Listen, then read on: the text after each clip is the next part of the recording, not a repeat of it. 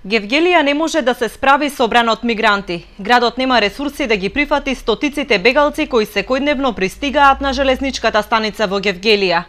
Во моментов улиците, парковите, слободните површини околу железничката се претворени во диви камп зони.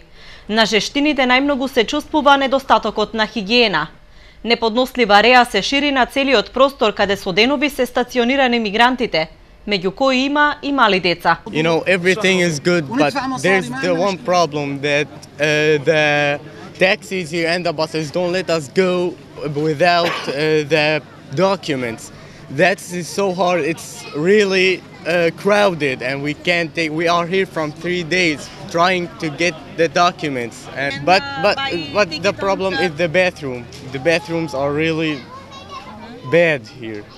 They are not healthy. We can't find the place to go to bathroom. Жителите од околните згради велат дека последниве неколку дена ситуацијата станува алармантна, бидејќи мигрантите не тргнуваат истиот ден кога пристигнуваат во градот. Поради процедурата за добивање пријави се создава метеж во целиот простор кај железничката. Хигиената е за никаде. Сега не можеш на никој да му приуштиш, многу луѓе се. И да сакаш некој да прибериш, да му даеш нешто.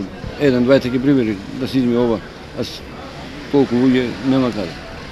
И овие ветињата што ги направи, што ми видеша покретните и тие се за никаде. Треба тие најмалце верам дневно 2 пати да ги празнат, да ги чистат. Како оди тоа, али кој треба да сноси одговорност, немам поима. УНХЦР и Црвен крст се уште го немаат подигнато прифатниот камп кој го најавија пред повеќе од 1 месец. Од мисијата на УНХЦР велат дека сите постапки треба да се во соработка со владата и општината, заради обезбедување на потребни дозволи.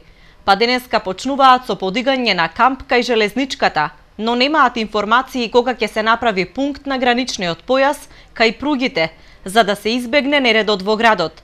Следните 2 недели се очекува голем бран мигранти, при што можно е владата да прогласи кризно подрачје и да побара од врховниот командант армијата да и се приклучи на полицијата за обезбедување на границата и коридорот 10.